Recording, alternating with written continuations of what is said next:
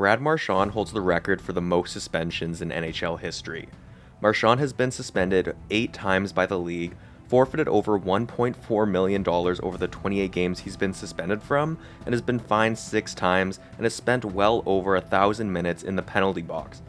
He's been labeled the ultimate agitator, and according to the 2020 poll by The Athletic, almost a third of NHL players voted Marchand as the dirtiest player in the NHL. When a player's bad behavior becomes so frequent that he needs a day since last incident sign hung around his neck, there's clearly a problem. Brad Marchand, known for his foul play and risky tactics, has earned the nickname The Rat from fellow players and fans alike. From engaging in bizarre acts like kissing and licking opponents, to savage beatdowns and dangerous incidents resulting in fines and suspensions. Marchand's track records definitely shows a player with a love for drama. The Boston Bruins captain has switched between penalty-provoking pest to mature fan favorite, and back and again over the course of his career. But is it all just brawn and no brains, or does Marchand have a strategic side that could make him one of hockey's most underrated players? Marchand was born May 11, 1988 in Hammonds Plain, Nova Scotia, a suburb of Halifax.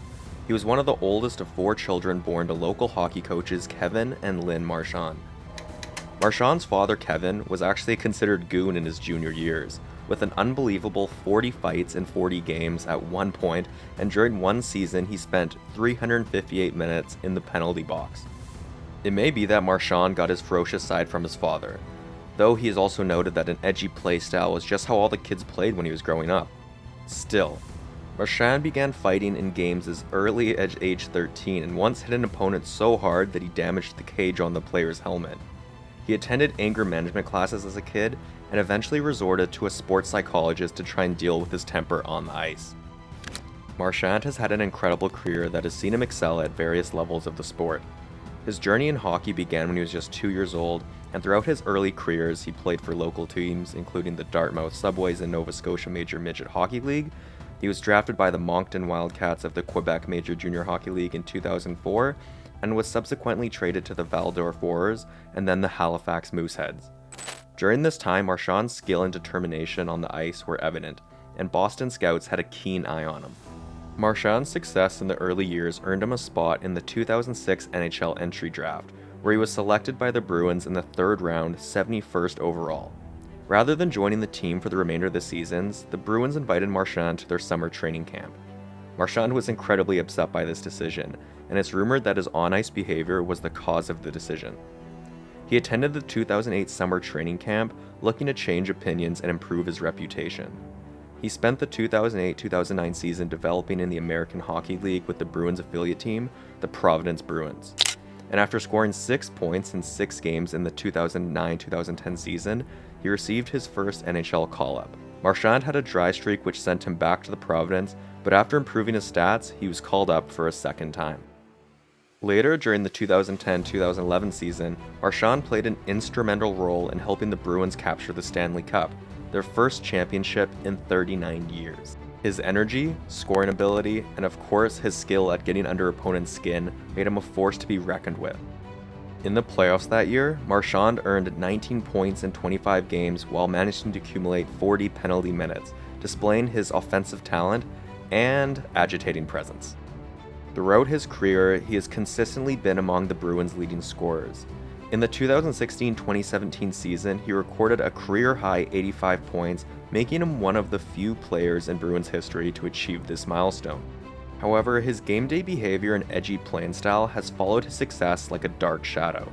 Marchand's role as a pest has been his biggest sore point with fellow players, fans, and media.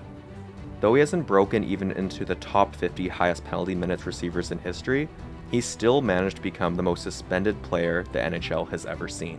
Marchand's bad reputation stems from his continued involvement in unsportsmanlike behavior both on and off the ice.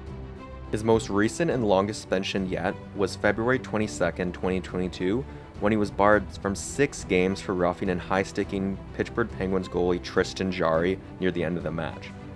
Marchand later said he shouldn't have done it, but felt the suspension wasn't called for.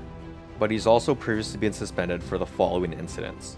The first notable event involving Marchand occurred in the 2010-2011 season, where he received a 2-game suspension for elbowing RJ Umberger of the Columbus Blue Jackets. On January 7, 2012, Marchand was suspended for 5 games after clipping Sammy Salo of the Vancouver Canucks. He targeted Salo's knees with a low hit, and Salo suffered a concussion as a result.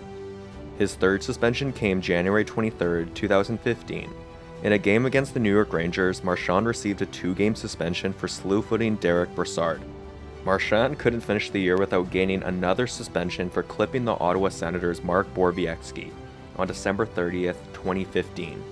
Then in 2018, Marchand earned another suspension when he was suspended for a 6th time for elbowing New Jersey Devils' Marcus Johansson. Wanting to go out with a bang, on April 5, 2017, during the last game of the regular season, Marchand received a 2-game suspension for spearing Tampa Bay Lightning defense Jake Dotchkin. Marchand jabbed a stick into Dotchkin's groin area while skating past him, resulting in another suspension and drawing criticism for his unsportsmanlike conduct. Then fast forward to 2021, and Marchand was suspended again for 3 games for slew-footing Oliver Larsson. Marchand claims his behavior is merely part of the game, and in a 2019 interview with Catherine Tappan for NBC Sports, Marchand even defended his style, claiming it all stems from his childhood. Boyhood antics aside, his bizarre and dangerous acts have shown that Marchand not only pushes the boundaries of fair play, but outright rejects them sometimes. His dangerous behavior isn't the only concerns fans and players have, though. In 2018, he had a second run-in with Leo Komarov, his first being a kiss on the cheek, then the previous November, landing a slimy lick across Komarov's face after the 2 exchanged blows. Marchand told USA Today Sports that, "Did you lick Komarov? Or was it a nuzzle, or what was it?" I thought he wanted to cuddle. I was just trying to get close to him. The incident may have amused Marchand, but fans have largely found his bizarre behaviors frustrating. Just a month later, in the May of 2018, he licked another plane, trying to irritate Callahan. He licked Callahan's face, drawing more media attention and the annoyance from NHL fans. It seems that the nose-face killer shows no remorse for his behavior and in fact strategically uses his ability to annoy other players to his advantage. He even had the President of the United States questioning his behavior. Marchand inherited the nickname "A Little Ball of Hate" from Pat Veerbeek, another notorious pest who racked up almost 3,000 penalty minutes over 20 seasons. While the Bruins were visiting the White House in 2011 after their Stanley Cup victory, then President Barack Obama asked Marchand about the nickname, saying, "What's up with that nickname, man?" Marchand proudly embraced the title and found it not only amusing, but inspiring. Brad Marchand's antics have undeniably drawn significant attention, often casting a dark cloud over his image.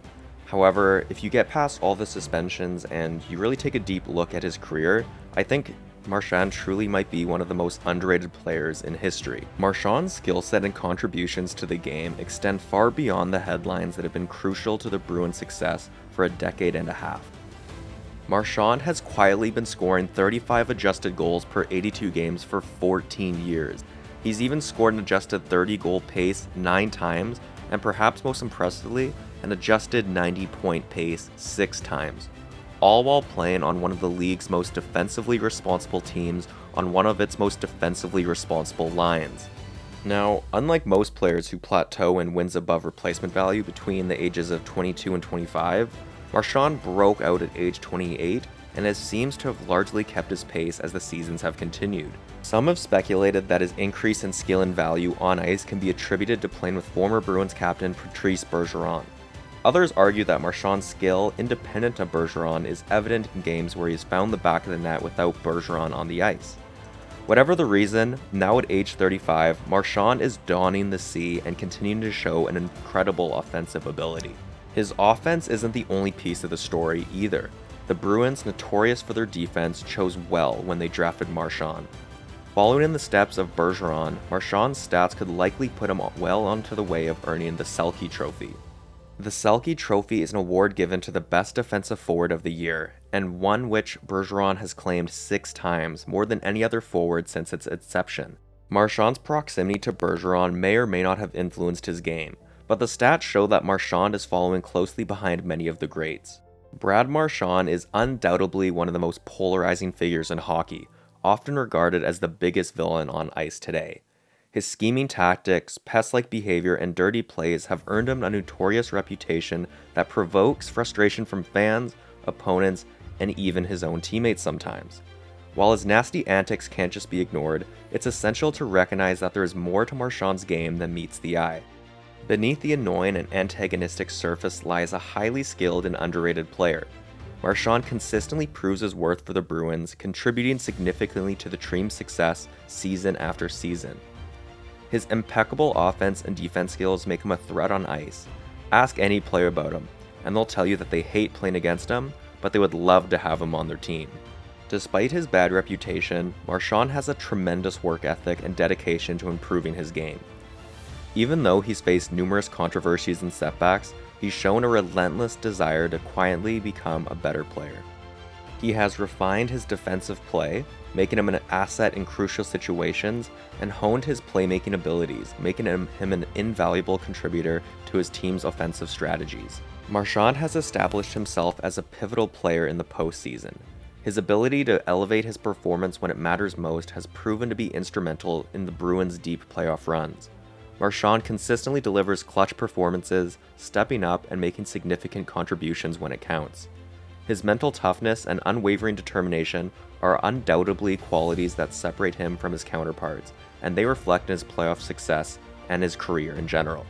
While it's easy to focus solely on Marchand's controversial moments and cast him solely as a villain, overlooking his true abilities could be a mistake.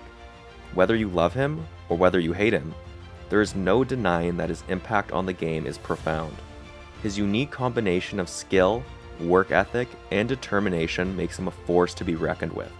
Ultimately, Brad Marchand's status as the biggest villain in hockey and his underrated abilities go hand in hand. His villainous reputation often overshadows his true skills and combinations to his team's success.